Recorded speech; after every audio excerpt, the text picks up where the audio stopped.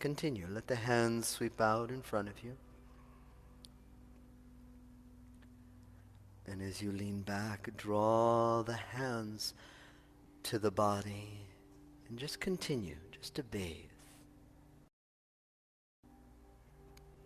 We come together here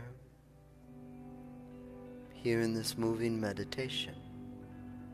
And there are many different meditations. I'm just going to offer you just this one, right? This journey of my practice, this journey of my teaching, this journey of my experience, an offering for you. And just continue. Let the arms stay in this wave.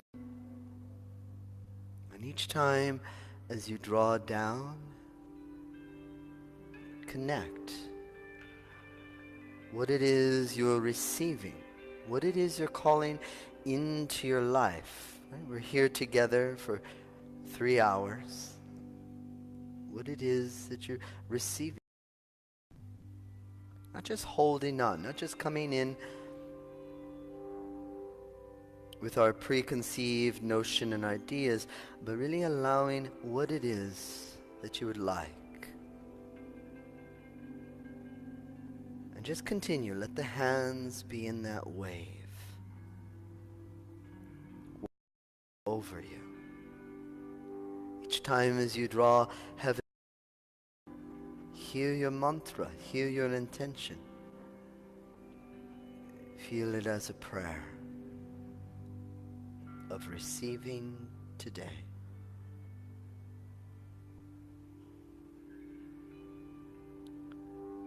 So as we're here together,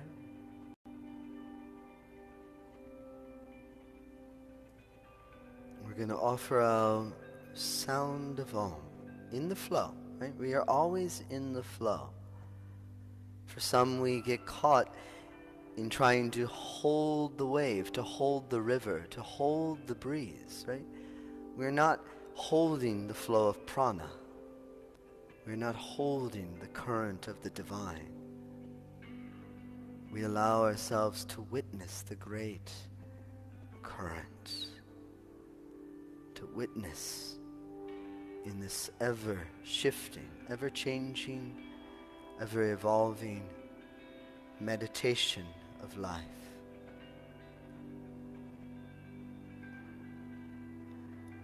So as we're here with the arms in the movement, we're going to offer together the sound of Om, this calling in, receiving today. So let the hands sweep out.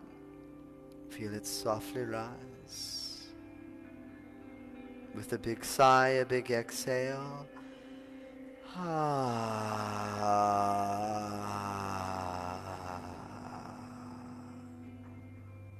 Together with the sound of Om.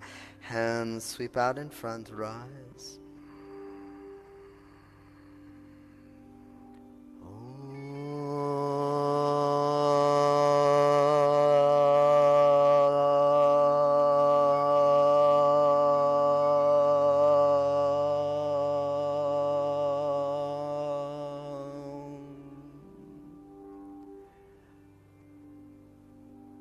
The hands to the heart.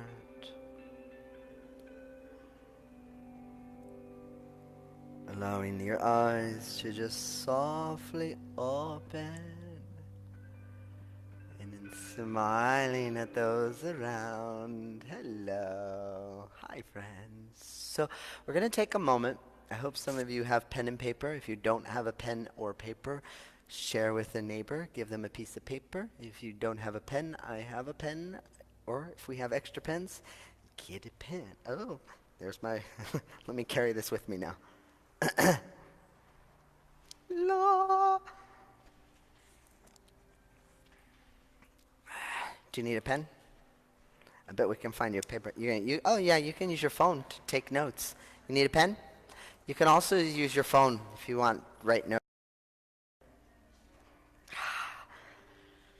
So, going to just take a moment to journal, to write, to get thoughts down. Right? It's one of the best ways to really get what's going on up here to get it out. Right? And so take a moment and write. What is your intention for the next 3 hours? What is it that you want to receive? You're calling in for the next 2 hours, 3 hours, however long we're here, all day. We have 6 hours, right? So just take a moment and just let yourself just write.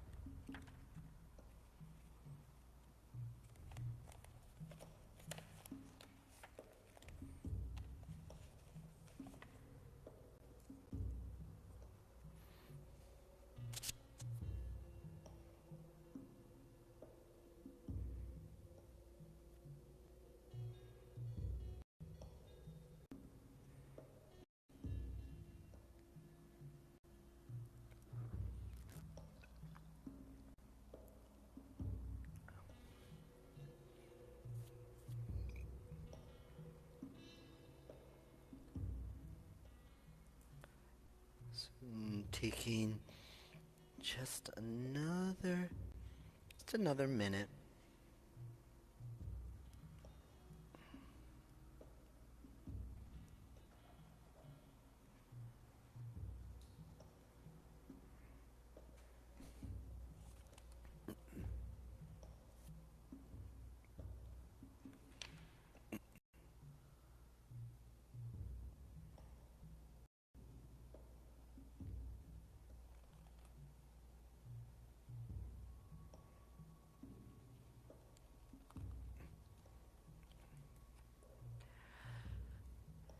So,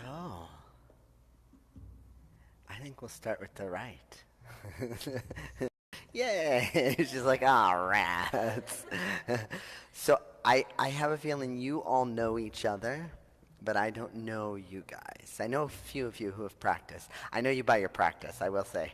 I always remember people by their practices. I may not remember names so well, but I'm like, oh yeah, you're the one who did this in my class. So start name. Give me how long you've been practicing, what type of yoga or what type of any practice. You could be a runner, you could be Pilates, whatever it is. And then what your intention and what you wrote or receiving into this. Okay.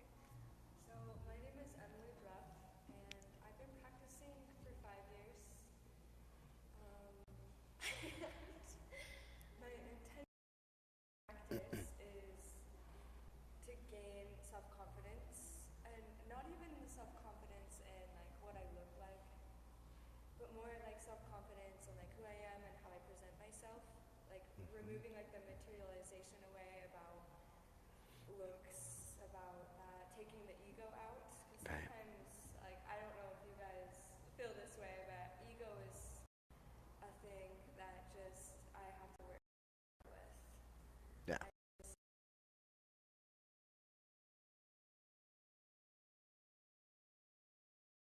Mhm. Cool. so, yeah. Yeah, our ego gets in the way all the time. It's like, look, look. That's why I will say, that's why I always joke around about like Instagram and Facebook and social media. Because on one hand, I will give you, I'm just going to give you my little like sermon about it, and then I'm not going to like go on it. On one hand, it's beautiful and it is a teacher to reach the community, water out there. On the other hand, it is a bit of an ego boost. You're seeing people who are doing all these crazy, crazy things, and that's feeding the ego. And so if you're doing it with the right intention and the right sort of motivation, it is. If you're doing it to like, look at me, how pretty I am, right? And it's like how many times if I see another girl in like the smallest bikini and like the smallest little shorts, like wrapping her foot, I mean, like it's like you're just selling sex, you might, right? So it's always this hardest part of like what it is, and it becomes an ego thing, right? And so you start, oh, why am I not doing that, right?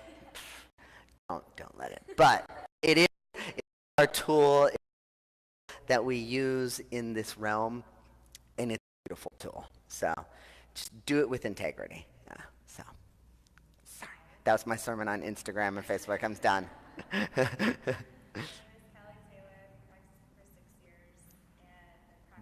What type of, yeah? Yeah.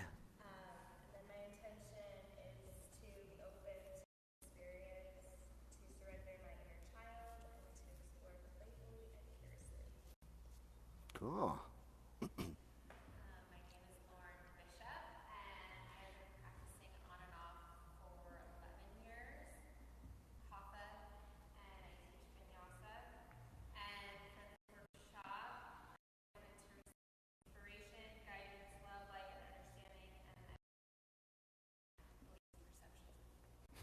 Good.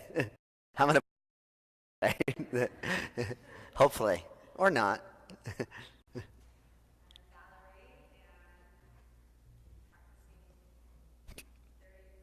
Yeah. Woohoo! Like, what else do I do? Yeah.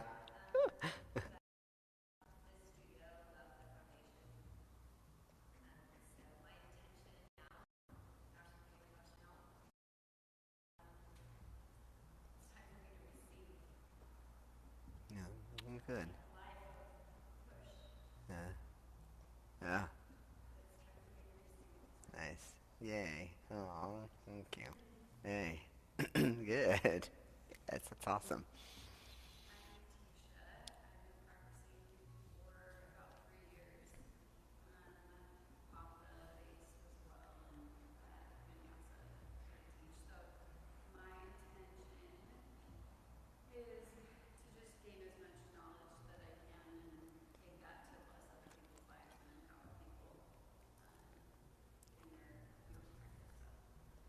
Cool.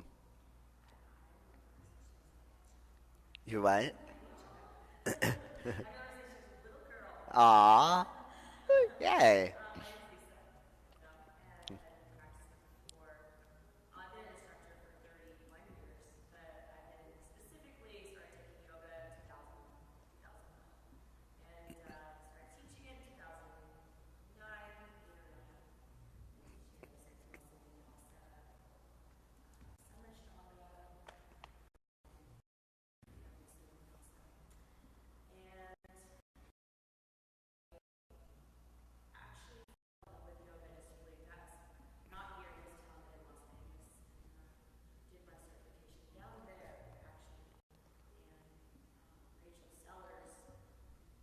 Mm-hmm.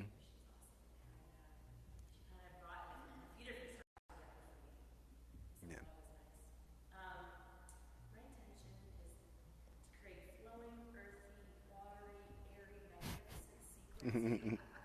Good. Good. It's very beautiful. She's just like truly. You're like, I want this and that and da da da da da. I want it all. That is Lisa. Yes. Awesome. Yeah.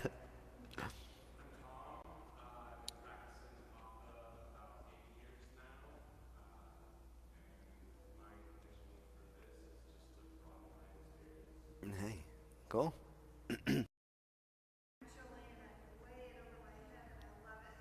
Good. Uh-huh.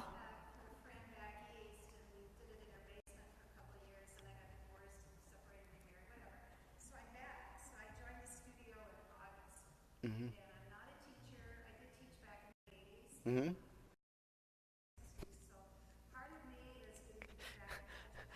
I started in the 80s and I used to do Jane Fonda yoga too.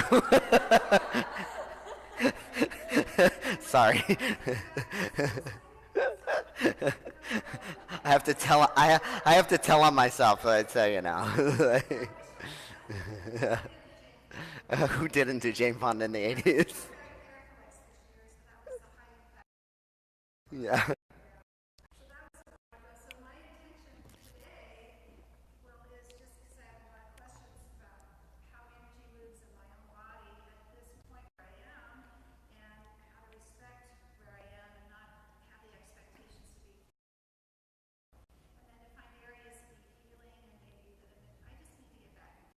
Okay. Good. Yay.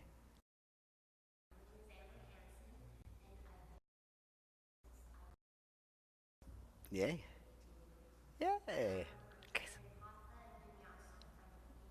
Mm-hmm.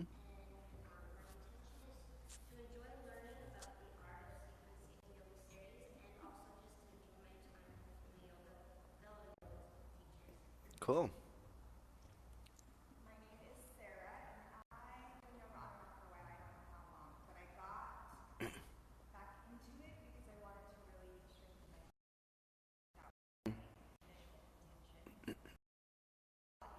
Mm-hmm.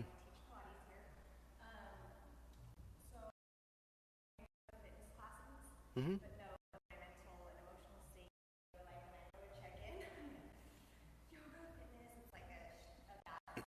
Right. Fitness usually does.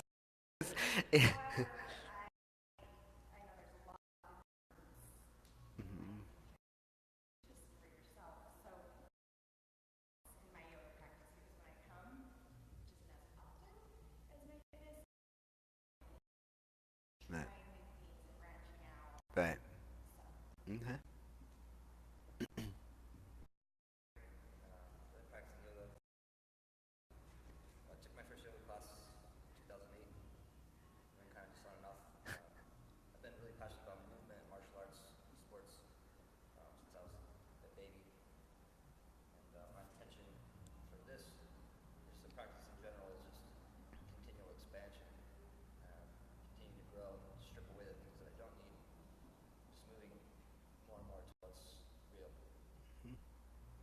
Cool.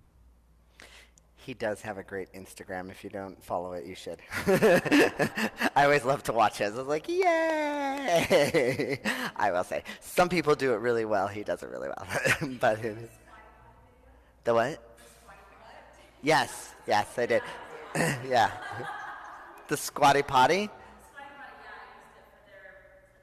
Oh no, I didn't see that. No, I thought you were talking. You did a squatty potty guy.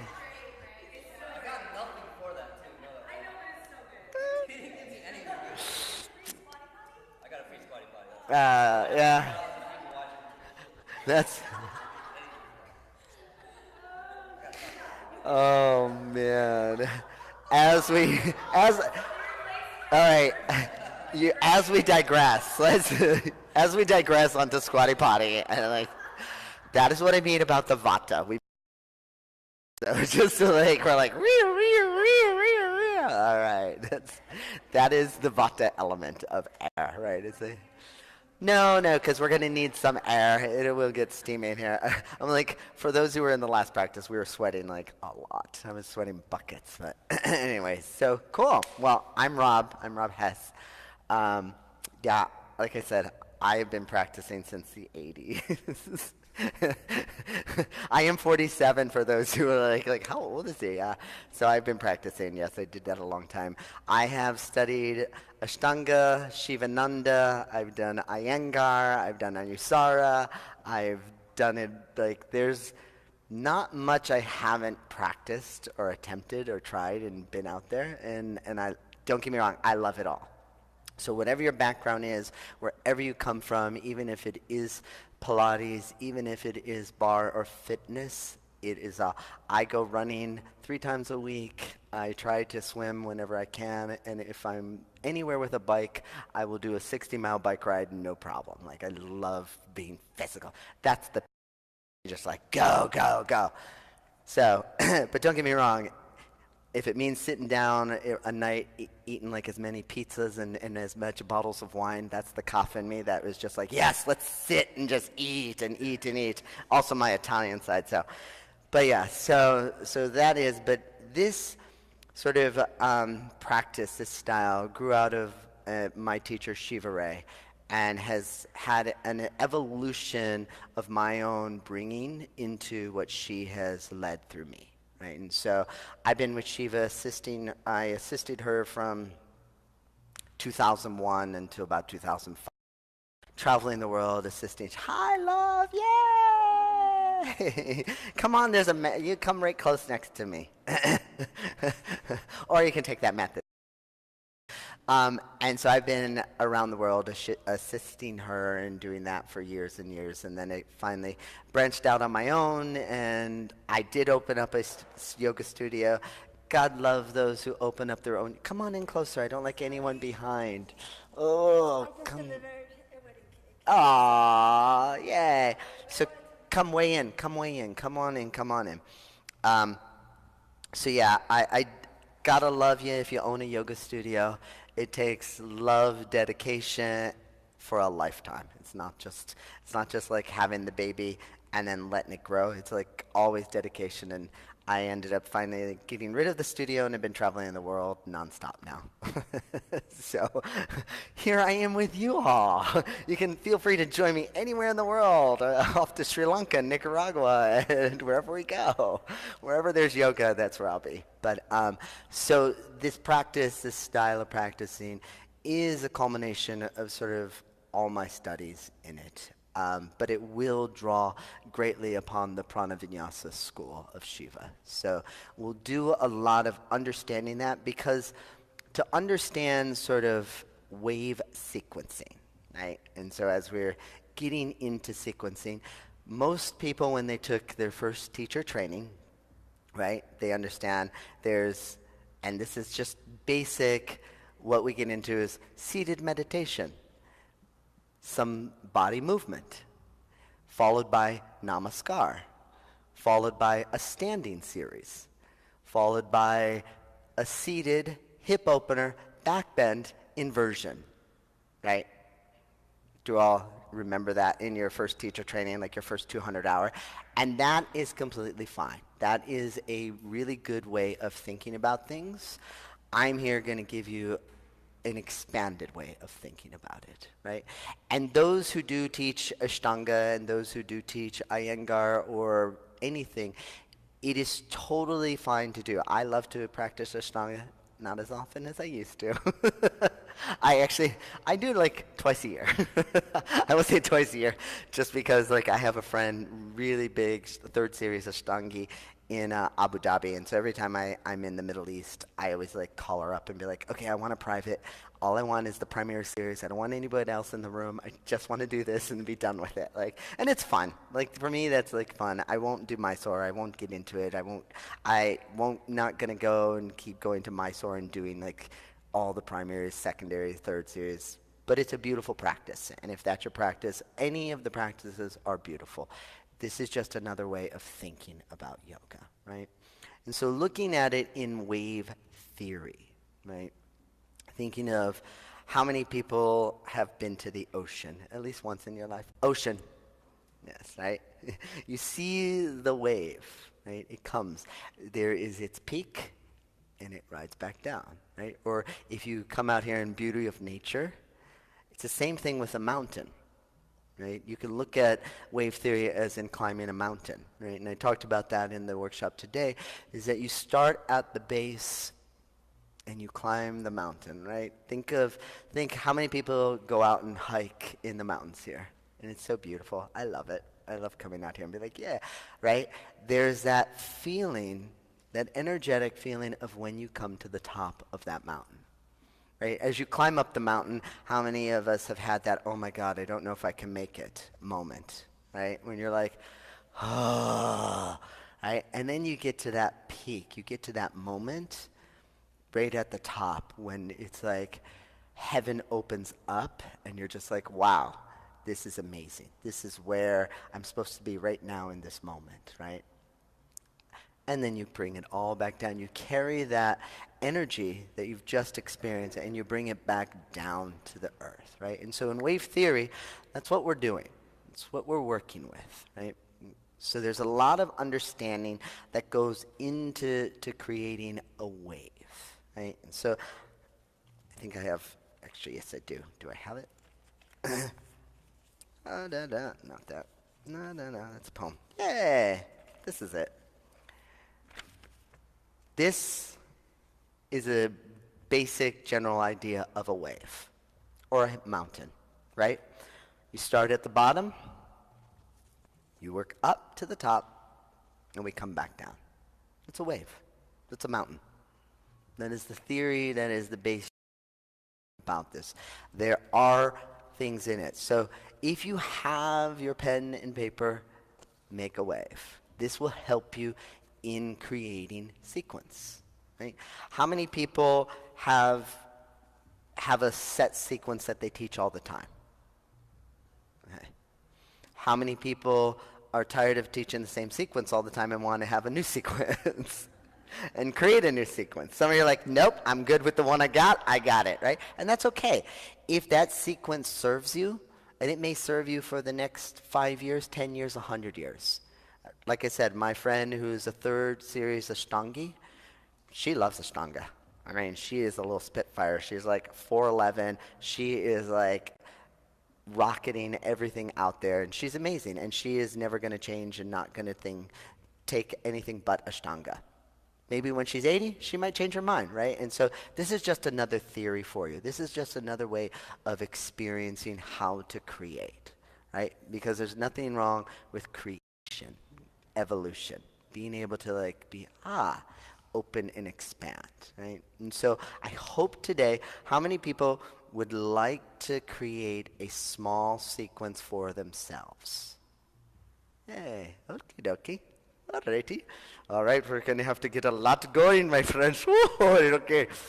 Which will require us to really stay moving forward.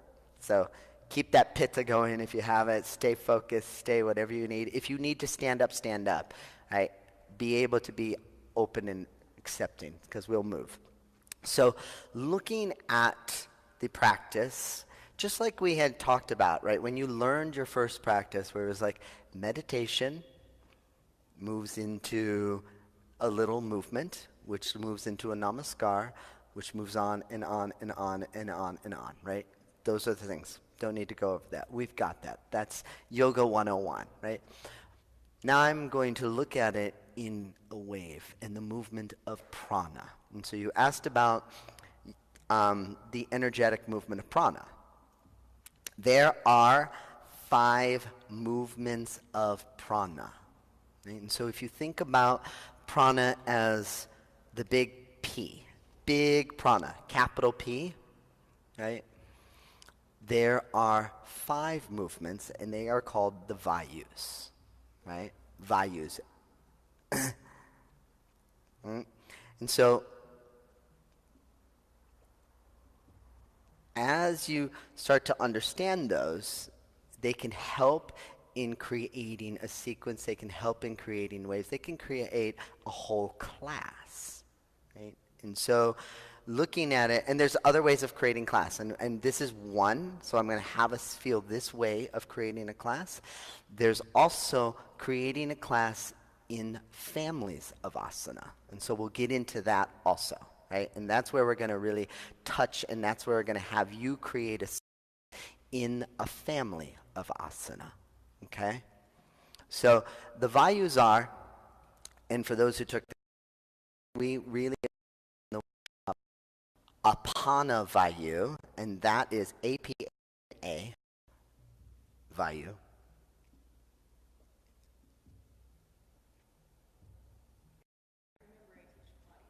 It's okay. I will. V V A Y E U U U E. Yui. I was like thinking in my head. So, so apana, which as those of us all know this, right? What is the movement of apana vayu? If you throw something up, I'm not going to throw my phone. It's got to come down. It's the movement of gravity. It's the energy of prana that roots us. It's the rooted energy, right?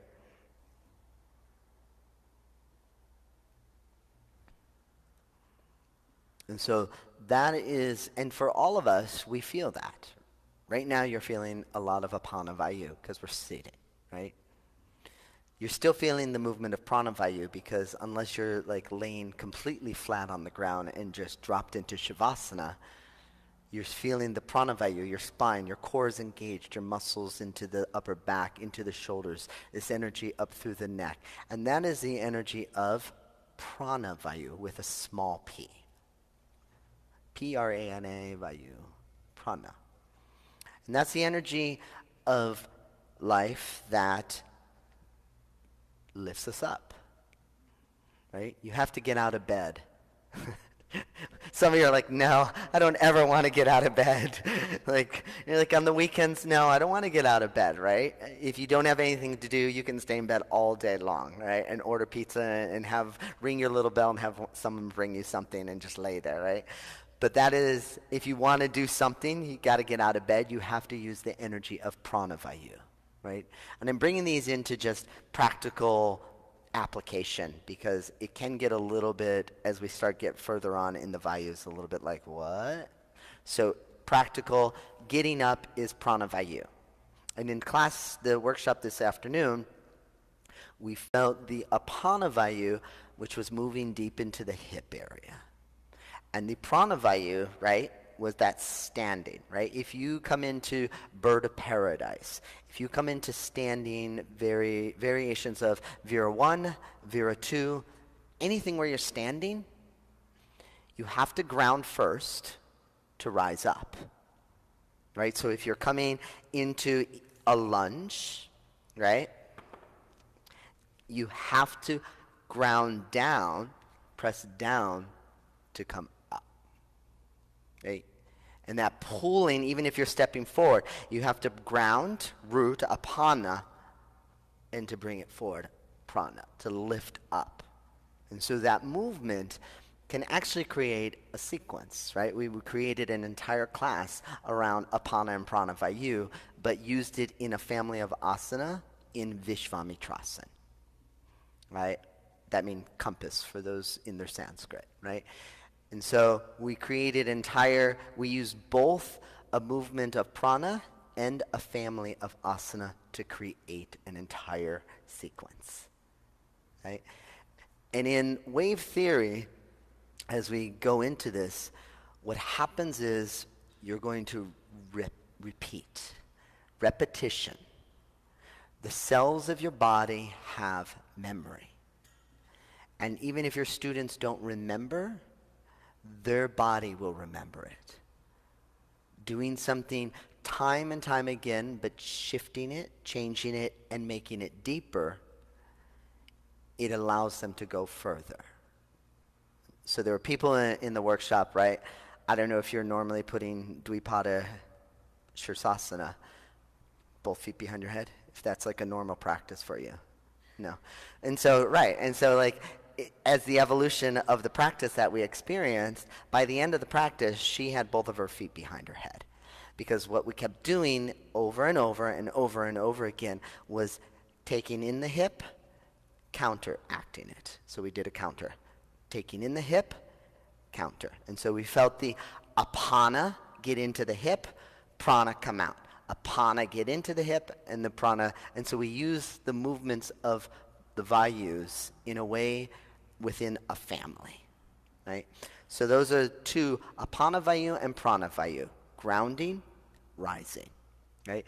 And even in Pilates, you use the apana and prana. It is very important because when you're coiling into your body, right? If you want to lift up, right, you have to use your core to rise up. That's engaging of pranavayu.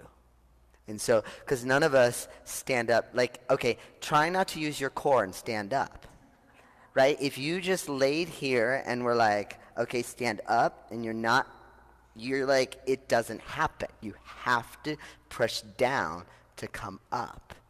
You have to engage into the earth. Use that rising, spiraling up. The movement comes into, coils into Uddiyana Bandha through Mula Bandha to lift us, right? And that's the engagement. So those are the first two. And often in the Vayus, Apana and Pranavayu are moved together. So then we have Samana, that's S-A-M-A-N-A.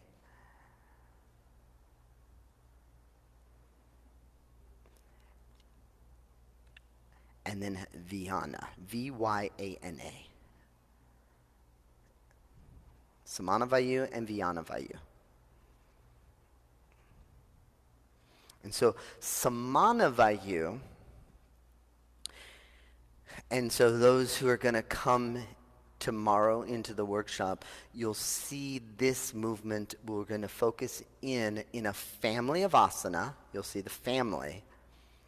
And also an energetic movement of prana. And so that you'll get to experience it. Like today, we did a family and a movement of prana, so that you can experience them both, right? And that creates. So Samanavayu is the energy that you are drawing into your core, to your center, right?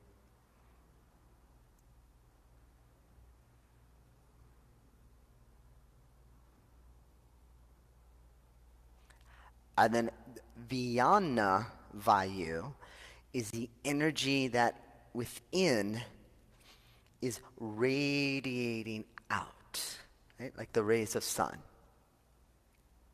light.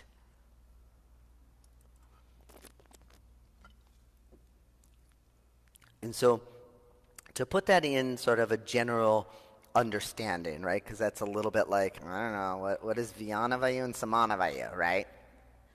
Samana Vayu is that energy, right? If you walk into a store, and how many people have walked into somewhere and were like, wow, this place is great. You're just, ooh, I don't really like this place. You don't know why or what it is. It's the energy of samana, right? You walk in somewhere and you're like, huh, this place feels like home, right? It feels right. Because the building, the people in it, the energy that is going on is coming to you. You are taking in the information at your center, okay? And that triggers into the brain, right? And so you instantly, that's samana vayu. That's the energy of life coming into you, right? Vyana vayu is that sort of energy that you're sending out. So if your barista gives you a coffee and you're just like, thanks, you're sending energy off. Or you're sending like, oh, thank you, right? Or you're in a yoga class and the teacher is talking and you're just like, really? Vyana vayu, that's the energy you're putting out. It's the energy that is going out into the world from your cells, from your being, right? And so those two are always working together also, right? We're always taking information in. We're always bringing the energy into our life. And we have the choice and we have the option of transforming the energy and sending it back out, or just throwing it out any way we want, right? And so that can create also in a practice of samana and vyana, right? And then the final one, this one's a little bit more, you do udana, so it's called udana vayu, U-D-A-N-A, udana vayu. All these Sanskrit words, everyone's like, what? And udana vayu kind of is encompassing of all of it. You can bring them in there. That is the energy, and this is where it gets a little bit, so you're not thinking it's just like Vijnana Vayu. Udana Vayu is that energy within, at the core, coming forth and out. So in a way of thinking about that, and I don't want to, this will just say, if you drink too much vodka, right, what's going to happen later on in the night? Blah! That's Udana Vayu. Or if your kid is running out in the middle of the street or running across the highway and a car is coming right down, barreling after them, you're not going to sit there and say, well, namaste, I hope the Lord saves them. You're going to yell and scream, get out of the fucking street, or you're going to run and push them out of the street. That is the movement of Udana Vayu. It is reaction. It is that energy, right? You're in a yoga class or in a Pilates class or in any class, and you tell people to exhale through their mouth, to make some sound, to let it go, right? Because a lot of people in a class, they're like this. And they look like they're constipated half the time in a class, right? That's meaning they're holding on the Udana Vayu. That is the energy that it has to come out. And if they don't let it out, they're going to hold it on and carry it into their day. And they'll be stressed even more, right? So it's good to remind your students and your people, make sound. Sound is one of the best ways of letting go and releasing in a yoga class. It is allowing the energy, right? If you see the people all getting that sort of, I call it resting bitch face, right? And we all know that look, right? You're in a yoga class, and everyone has that look across their face. Come on, let's I'm going to talk it real, like not like be all like, oh, right? Real, right? Is that they have that look upon their face. They're holding the energy in. They're like, and you can see it in their eyes, you can see it in their face. It's the energy of Udana Vayu that needs to be released. It needs to let go. They need to let it out. It's okay. In the workshop today, we did a Kriya, right? Didn't feel good to scream in class today, right? We scream, right? It's a way of letting, some people are like, no, I don't like to scream. I love to scream. I mean, it's awesome. That's why I don't need a microphone, because I just yell all the time. Whenever I'm in Europe, I'm always like, I'm a loud American. I don't need a microphone. And they're like, yeah, you are. You're really a loud American. I talk way too loud. But that's the energy of Udana Vayu. You have to let it go. And that can, you're not going to use an entire class around Udana Vayu, the movement of prana. You would tend to like use that. But you could. You could create an entire class around kriyas of letting go through the mouth, right? And expelling air, expelling sound, get it out. And that's okay, right? That is. So those are the movements of prana that you asked about, right? They're called the vayus, right? And those are the energy. And like I said, tomorrow's workshop, we will see the movement of samana and vijnana in the class in a family, all right? So that being, all right, so in the wave, and so like we started, and just to kind of like get us into that idea of wave theory, right? The wave is the movement of prana. How many people can catch the wind? You can't catch wind. Right? How many people can catch a wave?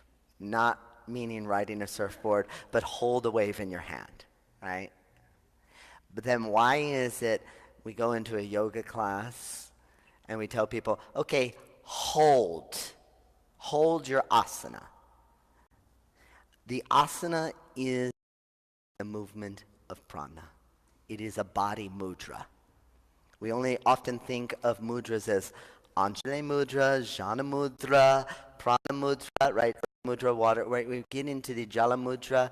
We get into these things of thinking that our mudras are just in our hands.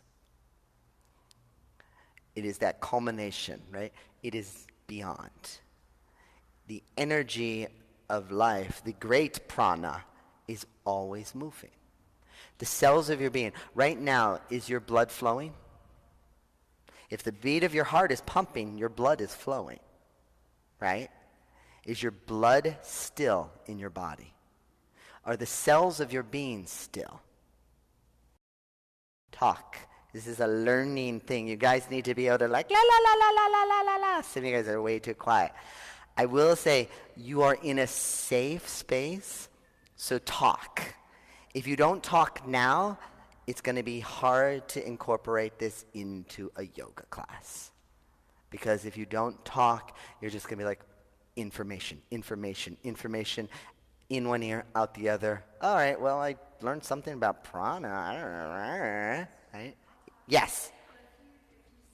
When you do that, have them stay in position so they can rearrange and get into it. Like when the teacher says hold a position, sometimes I'm annoyed because they move a little too fast because I'm still trying to get there. Right. So I guess that's the intuitive.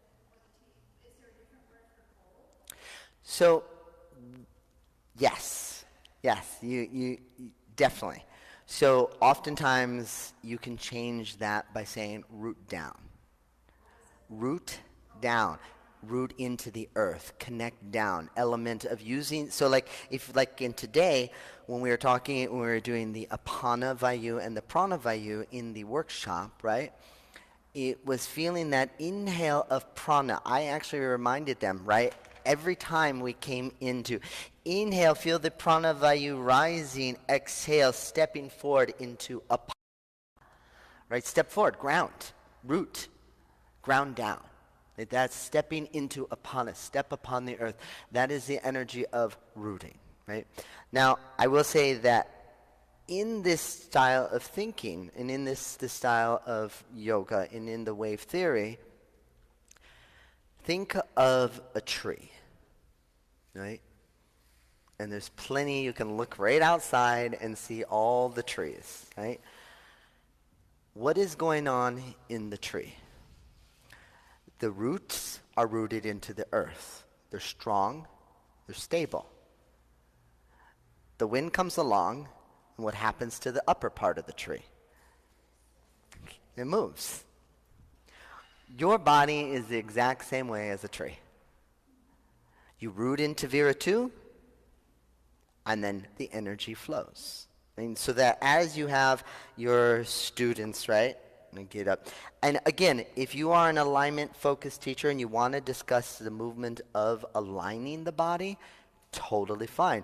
Understanding that, though, that your student may be rooted down, but the upper body is soft. If you want them to move, right, if you're in Viratu, and how many times have you seen, right, someone's knee like this, right? We've seen it. It happens. How do you tell someone to fix this?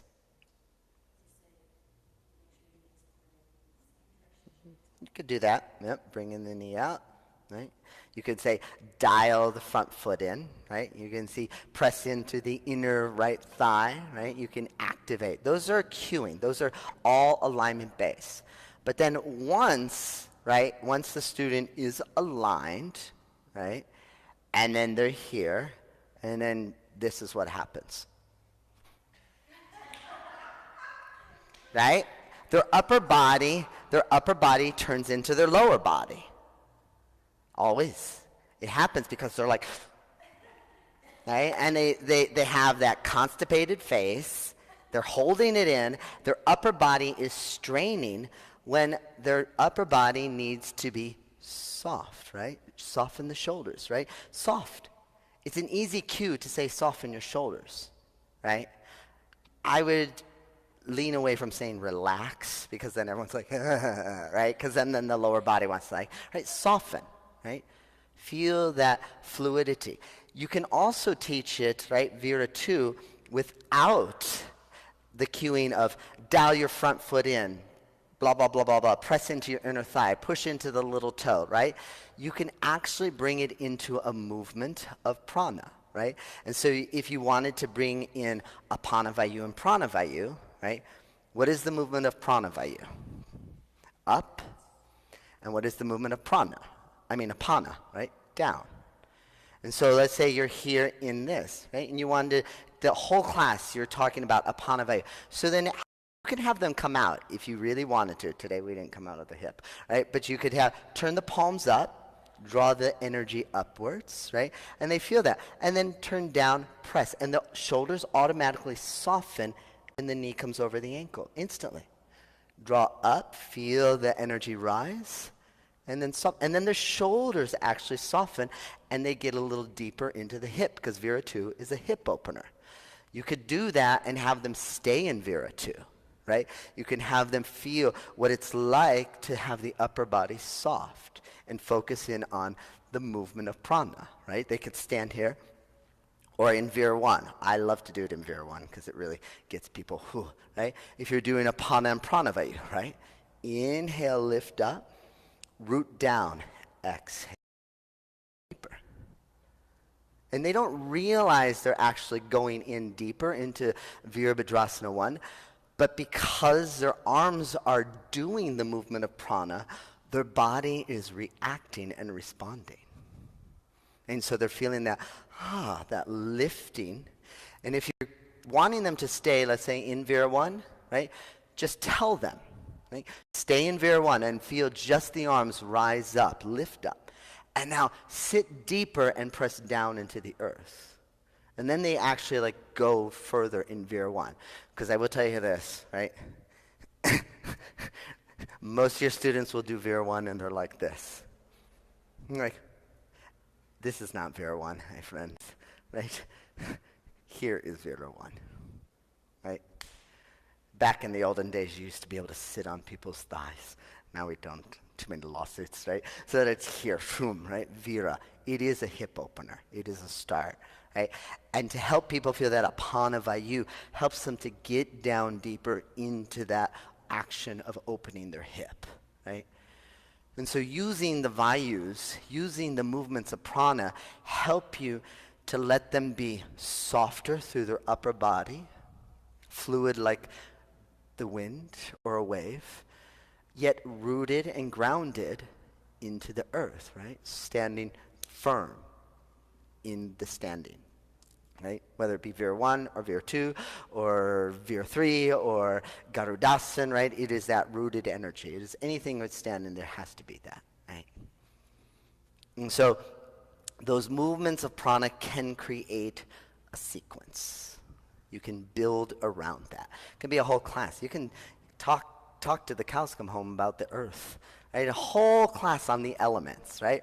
Earth, earth, earth, earth, earth, or water, water, water, water, water. Like I said, tomorrow you're going to feel samana vayu, viyana vayu, and we'll incorporate an element. For those, the spinal movement is water, and so we'll feel the water element, right? And so we'll be in that place like, and you'll all be stoned, and we'll all be like, yeah. So anyways, so that is why in the class, or as we just began here right now, it is totally okay to have a seated meditation. Nothing wrong. But for those who have taken my class before, or taken it today, or in the past have taken, or in the future will take, we start in a moving meditation, and that meditation carries throughout the class. Okay? For those who, in this morning, we started standing, right? And I'm just going to give for those who missed and weren't there. We started standing because our peak asana, the family of asana that we were working into, was a standing asana. Right? And so understanding where you're going to help create that. So we started in a standing wave, right? And we first felt this movement of prana and apana. And then we felt that evolution of it moving up and down, up and down. It's the same thing, right? Prana, apana. And then we incorporated it not just in the arms, right? So if you've ever taken any kind of meditation workshops, You can do walking meditation. You can do eyes open meditation. You could do focused on a candle meditation. You could do closed eyes. You can do silent meditations. There are 1,008 meditations out there. None of them are wrong, right? We get all caught in, I'm meditating. This is it, right? Fine. If that's your meditation, don't take my yoga class, right? But the moving meditation takes us into how life actually is. Life is not like this, right? Your blood is not like that. Life is like this. It's always shifting, always evolving. It's happening currently. The sun is rising, setting, is coming up. It's the shift, the life, and it's always in an evolution. And so when I teach in that way of being in the flow. Because no matter what you do in life, you're always in the flow.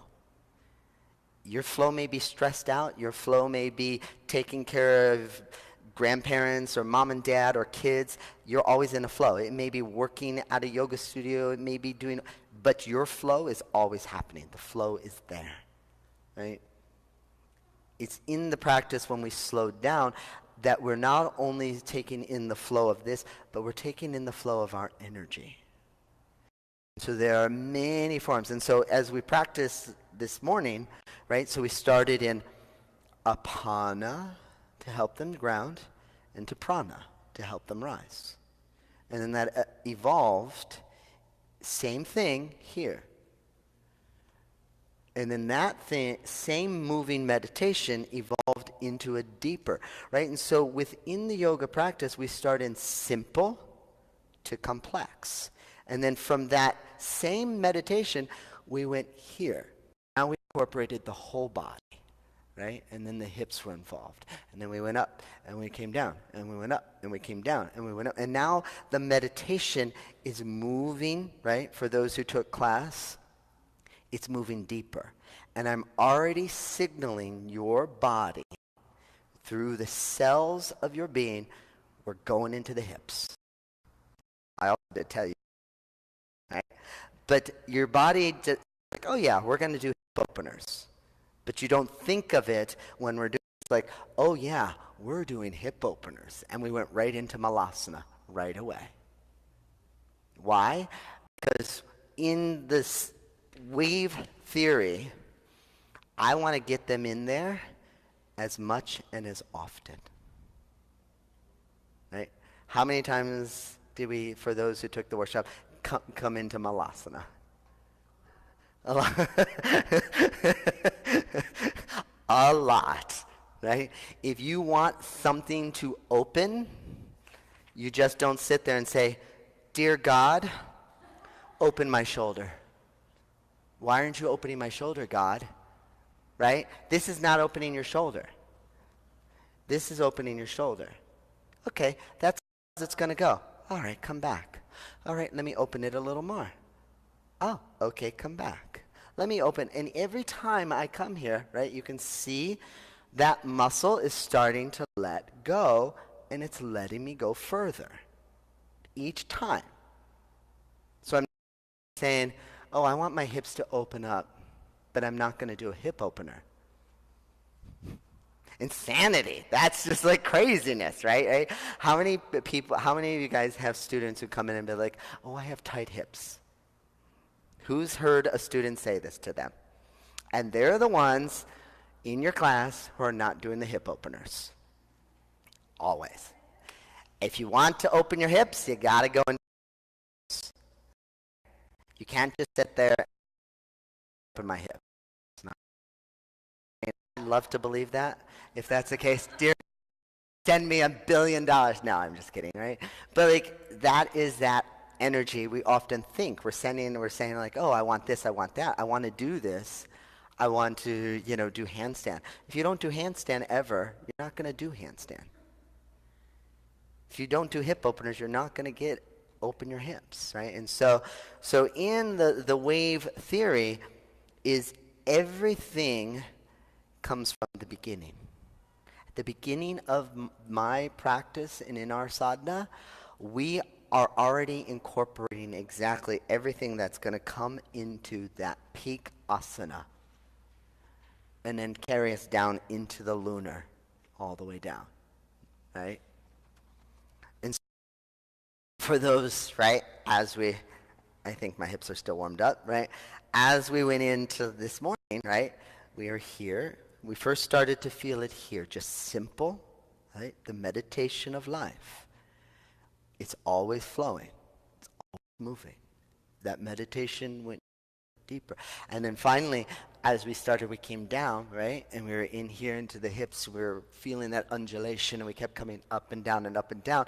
And then finally, right, we came and we felt that coming through, right? And then all of a sudden, you're here, and you're like, oh, wait, my hip is open, my hamstring. And we did all that to take us out here. Right? And so standing Vishvamitrasana, and if you see, right, we did here, this is Malasana. Here, we did here, the second wave, we felt this. It's that opening, could take it into a bind. Next, we felt it here, and we did Bird of Paradise. Do you see how Bird of Paradise is Malasana, now just standing on one foot? Does everyone see that? I'm in Malasana. Standing one foot. And then do you see how Malasana, Bird of Paradise, standing Vishvamitrasana, right? It creates. And all of it was the same as you have to root down in Apana. My foot's not levitating yet, right? To rise up like a tree, like a flower. The energy of life taking you higher. Right, so that was really feeling the Apanavayu and the Pranavayu. Okay. To get into families of asana, we could spend a whole week on it, right? We could spend a lot of time on families of asana. But the easiest thing to think about families of asana is that if it looks like it's family, acts like it's family, it's probably in its family. Right? And so, did you see how Malasana, Bird of Paradise, twisting Malasana, so Malasana, twisting Malasana, Bird of Paradise, and standing Vishvamitrasana all relate? Does everyone see that? Yeah. So it is that same action. Another family of Malasana. So Malasana has different layers of family. One being a standing, right? And so Vishvamitrasana being a standing. The arm balances of Malasana are, who knows? Bhujapidasana and Titibhasana. And we did it today, Ekapada Kaundini Asana. Ekapada Kaundini Asana shares with the family of Titibhasana, but also in Bird of Paradise. And for those who are like, I don't know all this Sanskrit, right? You know, just like, she's like, oh damn, he's using that Sanskrit again, right? So again, Malasana, right? Bhujapidasana is both shoulders underneath, bhuja and hooking of the toes. Titibhasana, both shoulders underneath, legs extended out. The one that comes over and overlaps is Ekapada, one leg, Kaundini Asana, Kundanyasana, right? And so that being, right, do you see how this is Malasana? Except with one leg back. See that? See how this shares in that energy of Bhujapidasana or Bird of Paradise. And then do you see how, I'm going to move that block, hopefully I don't get strangled on this cord. Do you see how this is an extension of Titibhasana, Bird of Paradise, and also, right, standing Vishvamitrasana? Because it's creating the same thing. It's the arm balance family. So if you're creating a sequence based on arm balances in the hips, Malasana is your family, Bhujapidasana, Titibhasana, Ekapada Kaundini Asana, or Ekapada Kaundini Asana, Titibhasana. If you're doing Malasana with a standing wave, a standing peak, malasana, twisting malasana, bird of paradise, standing Vishwamitrasana. Right? Does that make sense to see that? Bakasana is a different, yep, right? And so happening, and that's what I'm going to get into, is think of it as, right, we've talked about, and in your yoga sort of 101, you talked about closed hip, open hip. Those are things to think about. Malasana, you're thinking about coiling in or expanding out. Right? In Bhuja Pidasana, you're wrapping the shoulders around and pressing out. Same thing happening in standing. In Bakasana, you're coiling in to the center. And so there's a different variation, and for those who do teach this in Malasana, right? Malasana, there's a couple variations on Malasana. And that's why I'm going into this Malasana, because for now until the end of time, all arm balances are hip openers. They're just different hip opening. Bakasana is a hip opener. It's the easiest of the hip opening. It doesn't require as extreme hip openers. The Bhuja Pidasana family requires extremely deep hip opening action because you're getting underneath it and wrapping, right? And so this Malasana, right, compared to this Malasana, this is going to relate. Do you see how here, right, relates into Bakasana? Your toes are already together. You're pressing down, you're coiling in, and you're drawing up. I know a lot of people teach Bakasana from here, but the toes are coming together, and it's a difference. See how my knees are being pressed back? I am externally rotating into the hip when I need to be coiling into the core and coming up. And so the knees are squeezing in, that bringing into the center rather than pressing out. So again, Bakasana will be Bakasana, right? You can do it in, and again, the different variations. So as in sort of family, right? So we'll book it off into Bakasana different stages, just like different stages, right? Bakasana, you could do, if you wanted to teach into a peak of handstand, Bakasana, tripod headstand, handstand. Or Bakasana, Ekapada Bakasana, handstand. Those share. All within working into handstand. See how that's a family? Now, still has more. Bakasana, right? You can go into sort of then take it into the Galavasana family, which is still part of Bakasana. The only difference is one hip is getting externally rotated, right? So Bakasana here, Galavasana, it being its second here. Bakasana has the most with families. And then Galavasana, if you were adding twists, this also can take into Yogini Dandasana, but that would be if you were going to do the twisting Bakasana family, Parvarita Bakasana. Everyone's like, whoa, twist, right? And so Parvarita Bakasana, which would take you into, right? Been on that hip a while, let's go into the other hip, right? Which would take you then into Yogini Dandasana. You see how it's just adding the twist of Galavasana. So Bakasana, Galavasana can go either way, into the twisting cycle or keeping it squared hip, right? And so those are part of the Bakasana family.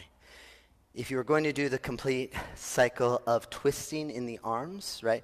Bakasana, Parvarita Bakasana, you could do Parvarita Kaundiniyasana, right? So that would be that one. Extend here. Woo! Yikes. So I'm in a twist, legs. Side crow, extension. Side crow. Do you see how they're exactly the same? Now, again, if you were teaching Parvarita, twisting, Kaundini Asana, what does that look like? What are some of the things that it looks like?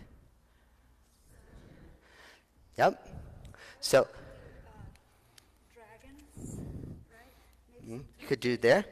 So again, you're going to want to see what I'm saying is that if it looks like it, it's probably related to it. So, yep, twisted Utkatasana. It's going to take you into side crow, right? If you're extending the legs, what asana is this? Yeah, does it look like this? It's exactly its family member. If you want to teach that, you better have that deep hip opening with a twist and that hamstring. Because this is the exact same asana. It's just its family. One is standing and one is on the arms. And in the wave theory, right, if we did that, once I get you down on the ground, is this the same asana? Yeah. Now I'm doing it lunar, right? And so in the wave, right, as it progresses, we go further each cycle to get it deeper, deeper. And then, like today, you saw it while you laid down on the back. So then once this afternoon, we did that standing Vishvamitrasan. We came here, we laid on our side, and did Vishvamitrasan. Why not? It's the same family. We just did it over and over again in every formation. We did it even seated, right? We're here, and we did here.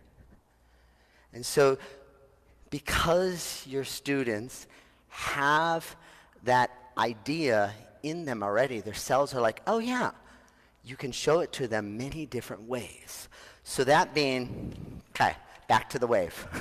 Like, phew, right? So I will say, in wave theory, in this type of sequencing, I'm going to turn this around so you won't be able to see, but you start with the idea of what is your peak. Where do you want to go? What do you want to do? Right? Creating something in a family. Okay? That is totally up to you. If you want to tell them what you're doing, you don't have to. You go into the opening meditation, and that opening meditation is a moving meditation into where you're going. Right? And so first it starts simple, right? Arms up, arms down, arms up. And their eyes are closed and they're just like feeling the breath. And they become softer, right? And they let go, and all of a sudden their body is in the flow. Like I said, not every meditation has to be, right? Meditation can be many different ways. And so this is just another theory, a way of coming into different flows. If you're teaching a peak, this way of thinking or this way of teaching, it's good to get your students ready, because it will take a long time to get all that opening. You just don't go, like I said, every class is great. If you want to do Surya A, Surya B, standing asana, seated asana, back bend, it's a well-rounded class. It's totally fine. But this theory and way of teaching doesn't mean I have to do every single asana on the chart. Right? Some of us get this chart and we're like, I have to do all these asanas, boom. This one, this one, this one, this one follows that one, this one goes with that one, right? Okay, if that's your way of teaching, that's your way of teaching. This is just another way of experiencing how to sequence and how to teach, right? So the opening meditation today, and then it takes you into the namaskar. Now this is one thing that we don't have time to work into. There are other namaskars aside from Surya Namaskar A and B.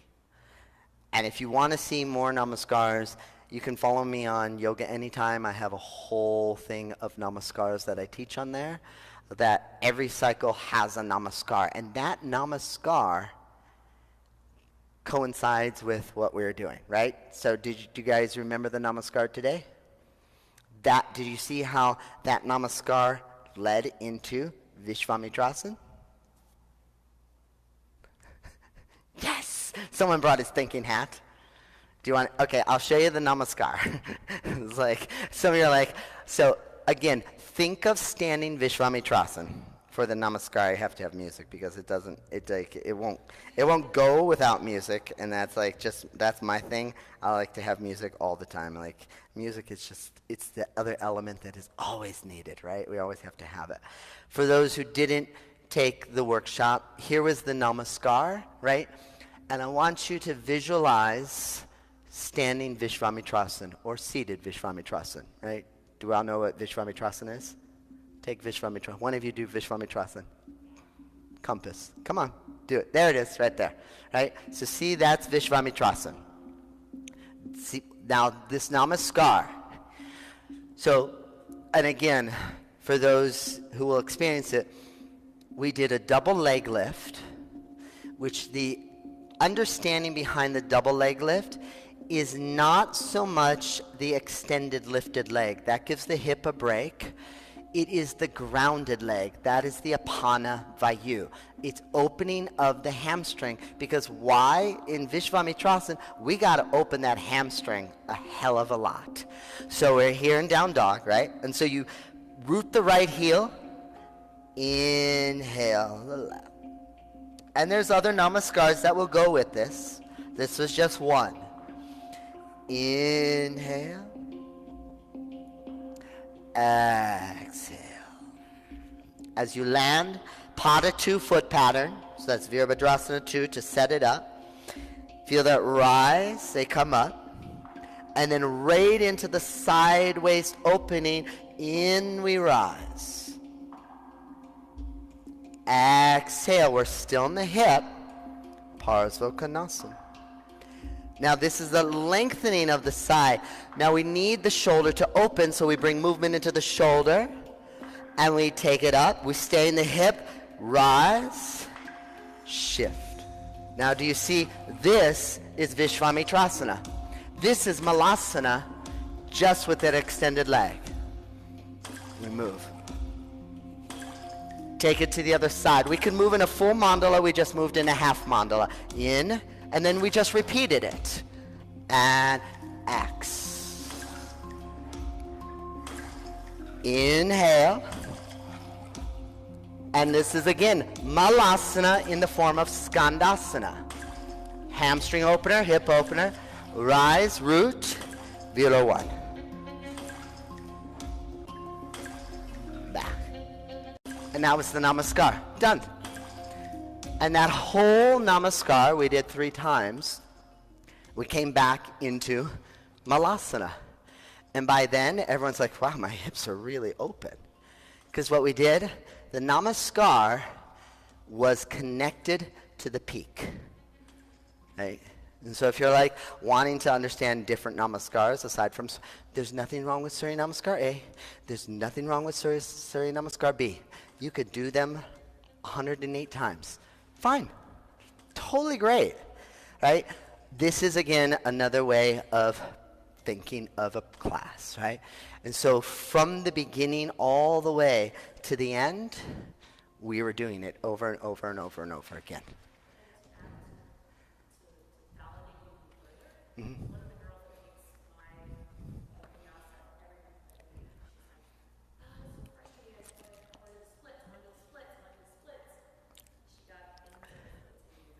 Yeah.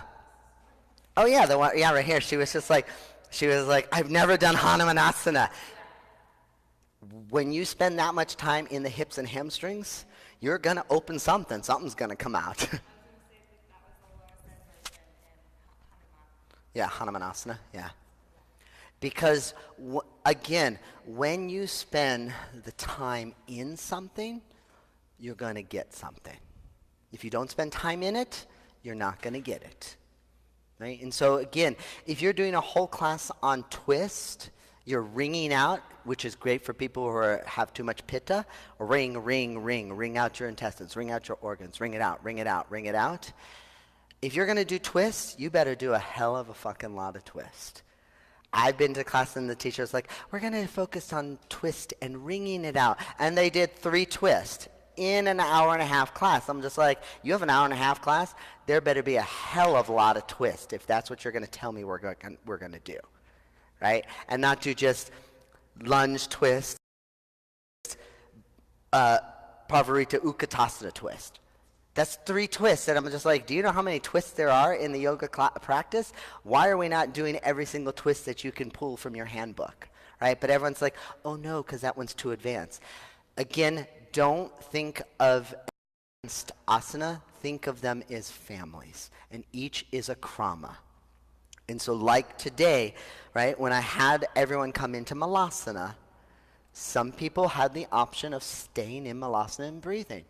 You may have to have students stay in malasana for 100 years. It's not the worst thing they've ever done. That's okay. The kramas are there to help them to go deeper, right? And so, again, they might have to be here like this every class for the next 6 months. And then before you know it, they're coming up into something deeper. They're coming up into Bhujipidasan. They're coming up, right? And so, getting back onto this, because we could just spend so much time going. So after we do namaskar, we come into variation. So today we did not do core cultivation. You could do core cultivation. Today we did a kriya, right? And so it's anything that is igniting the fire, right? Think of it not only just core, but think of it as your 3rd chakra, energetic, right? And so meditation, that creates into the flow, that opens into the namaskar, that takes us into core cultivation, or anything that's into the fire, right? So today we went into the hips, and we did a kriya. We stayed right in the hip. If we were going to do arm balances, right? If you want people to do arm balances, if you are going to teach handstand, you better have a hell of a lot of core work. They're going to hate you. But you better have a hell of a lot of core work, because to get up into handstand and get up into bakasana and to get up into any arm balance, you need to understand how the stabilization of your core muscles work. Yes? Since I'm sort of new to all of this, I moved over to fitness to improve my core so that I could do some of the arm things. Yes. You're absolutely right.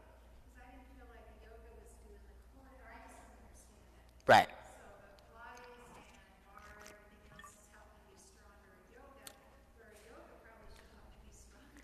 Well, and that's the thing. Like, it depends on the core cultivation, right? Pilates is great because it does help you understand your core cultivation, truly. In the wave theory of doing core cultivation, the core cultivation will be exactly, so let's say, as I keep moving that, right? Let's say we're going to do that Dvipada Kundalini Asana, like the Parvarita, right? Here we are, extend. Don't kick that, right? To see that is a peak asana. So if I was teaching the core cultivation, right, first we're going to understand how our core cultivated, moving from the center, right? So we're going to do maybe Navasana, Ardha Navasana, right? So they understand that apana and prana. From there, right, you can cultivate the core, right? Now, does this look like that asana that I'm just going to go into? It's the same asana. Now I'm just using my core in the same way that they need to use their core to do that asana. Why don't think, again, this is what I want you to think of when you start to create now. If it looks like the asana that you want to go into, is the asana. Right? Do you see how, if I'm here and I take it across, do you see how that's this asana? Do you see how it's this asana? Do you see those connections? Do you see how it now in its lunar form is the same thing? It's the exact same asana in standing, arm back, core cultivation, and why not do it all cycles? You don't just have to do it one time and check it off your checklist. Do it over and over again, because then afterwards all of a sudden they're like, oh, Hanumanasana, I'm in it now, right? So they understand their body is open and receptive. They can understand it in a different way. So that they're not just going, okay, we're going to do some twists, we're going to do some standing, we're going to do some back bends, we're going to do some of this, we're going to do it in a way that is actually the same and incorporating the same. That is part of wave theory, right? So we're actually allowing them time, solar, core, and lunar, to see the same thing. So in today's practice, we saw it standing, seated, laying down, right, in all the waves. All right. Then, after you do that igniting of the fire, we come into what you would call your solar wave, your first solar wave. Now, if you're teaching an hour class, do you have any hour classes? Yeah, okay. Again, if you have an hour class, I will say the moving meditation, the namaskar, the core cultivation, you're going to keep these concise, very accurate. You will probably only have enough time for one solar wave, and in that solar wave, you need to be very concise and clear. If you have 2 hours, or today like we did, a little bit over 2 hours, 2 hours and like 10, 15 minutes. It was awesome. I love it when it goes longer. In that series, if you have a workshop and you're teaching it in that way, you can teach 2 solar waves followed by a lunar wave. Okay? Lunar wave is where everything's down closer to the ground. And I will say this, as I do travel around the world doing teacher trainings and taking classes and things, don't forget your lunar wave. People need it. Right? Lunar wave is like the sweetness, right? Because most of us are very sort of already pitta and pingala nadi deranged, right? And for those who don't know, pingala nadi is your fire side, and we're always doing. We're doing more standing asana, more standing, and then we're like, okay, inversion, shavasana, right? And no one has time to just like, we need ida nadi, to get that energy of pingala back into the lunar cycle, the lunar phase, right? Because if you do everything in the pingala nadi side, the fire side, the masculine side, you will, for lack of a better way, you will fuck up people bad in a yoga class, right? Because what has happened is that they're stressing out, their nervous system is always on fire and always on go. And they can burn themselves from the inside out. And you will see it sometimes, and it's not, you will see it sometimes, and it's easiest to see it in women rather than guys, but you can see it in guys who only practice in a fire practice, right? Guys like it because fire practice, we tone up, we get really muscular, right? In a woman, it actually, when you stay in the pingala nadi, it increases your testosterone, and you can have problems. Your students can have problems having kids. They have a very masculine body. They become very extremely toned. They can almost become anorexic looking because muscles are burning and eating and creating, the fat is dissolving from the inside out. And so they're like this, right? And they're just like, and very serious and focused. And right, and that is, you see like women who are like very like toned, almost like a bodybuilder. It's because they're staying too much in the pingala nadi side. They're staying in the masculine side. Yes, and that is why, yeah. And that is one of the reasons why that you have to be careful when you stay in a practice like that, is that you have to balance it with a much more lunar, softer yin style to really create a balance for yourself. Because, again, my teacher, one of my teachers, Shiva Ray, she was a 3rd or 4th series Ashtangi, and she realized that she, after Jai, her son that she had, she was having trouble having kids, and they're just like, you have way too much testosterone. And she was in Ashtanga constantly, day in, day out, right? And just practicing harder, running. All that stuff can create these higher levels. And so your muscle, you look great, right? Everyone's like, yeah, I'm ripped, I'm cut. But what's happening is that it's too much in the solar masculine side. For guys, we like it because we're like, yay, I don't have to go to the gym as much. But it's important to incorporate it, even as guys, to make sure you get into that lunar phase, to get into the lunar cycle, to really incorporate that into the practice.